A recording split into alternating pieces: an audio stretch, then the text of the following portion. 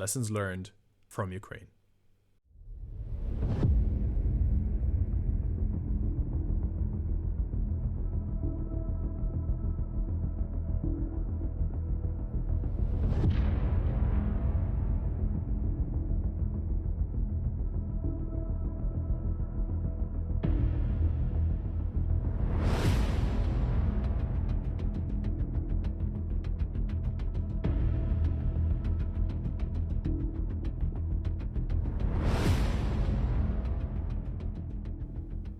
War has changed.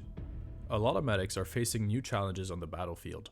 Some have reached out to us asking for ideas on how to carry large amount of kit on the front lines paired with adequate medical equipment needed for the missions. Medics, being part of combat teams, routinely have to carry armor, load-bearing equipment, large sustainment packs, as well as weapons and demolition tools. New, low-cost solutions can effectively target much more complex equipment far away from the front lines, which poses a huge risk both to the soldiers, the medics, and the casualties. This leads to evacuation times routinely ranging between 8 to 18 hours. So what can we do to mitigate the effects of prolonged evac times on the patient and the medic? Let's start with the individual soldier. Every soldier has an individual first aid kit, also known as IFAK, that supplies the medic with the tools to treat said soldier should he get injured. In order to facilitate adequate treatment, the soldier needs to carry sufficient amounts of gear not only to cover the whole march algorithm out of the IFAK, but also to sustain the prolonged treatment over this time frame. If we look at what happens if a whole squad of soldiers carries advanced IFAKs with them, we can see that there is more than enough equipment spread throughout the squad to stabilize multiple critical casualties. This is not possible with the current minimally equipped IFAKs. You can read our full IFAK guide on our Instagram page @European_medics. In addition to better equipping the individual soldiers, the medic also has to expand his capabilities in terms of gear. Just like tactical gear is spread out over multiple lines of kit on an operator's body, medics use the same approach to their medical equipment. The first line is to be used during point of injury care, where the medic is still under probable threat and taking off the pack might not be an option. The second line is used during tactical field care when the threat is no longer imminent. And the third line is the gear used for prolonged casualty care should that become necessary. The first line contains tools to provide immediate intervention at the point of injury and is carried in a march belt, fanny pack, or chest rig to be accessible to the medic without the need to take off your med bag. The second line is carried in a med bag and contains advanced items for procedures that should be performed during tactical field care and beyond. The third line will be carried in your main ruck together with your non-medical items and contains the gear necessary for prolonged casualty care. Additional PCC gear can be stored in Pelican boxes or duffel bags in a prepared location. You can read more about this concept on our Instagram page. We also recorded a full podcast episode on this topic, which is available on Spotify. Link is in bio.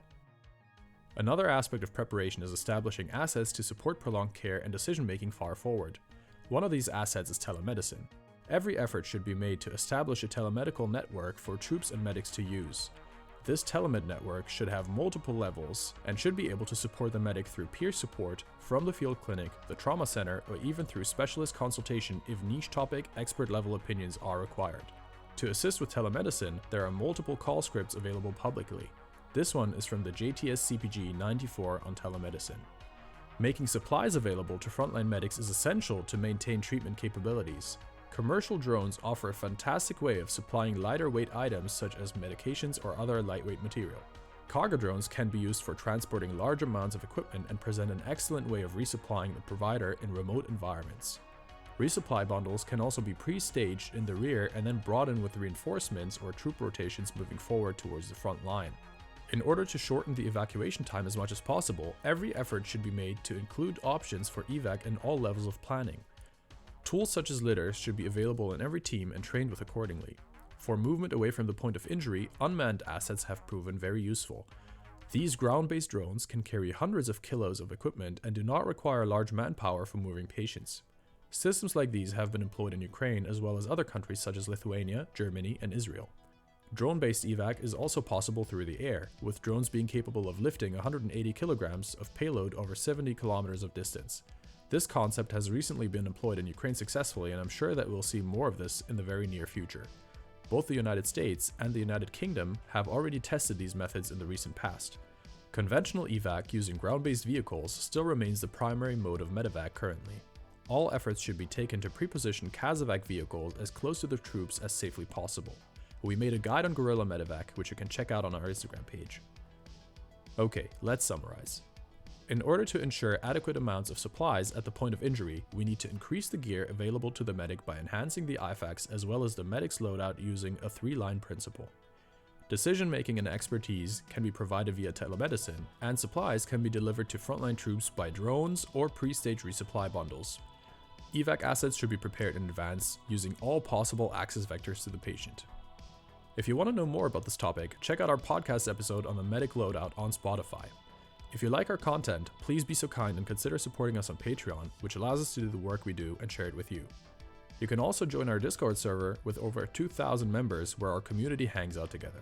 There are other infos on our website and Instagram, and if you have any questions, feel free to comment below. Thank you for listening, and we'll see you on the next one.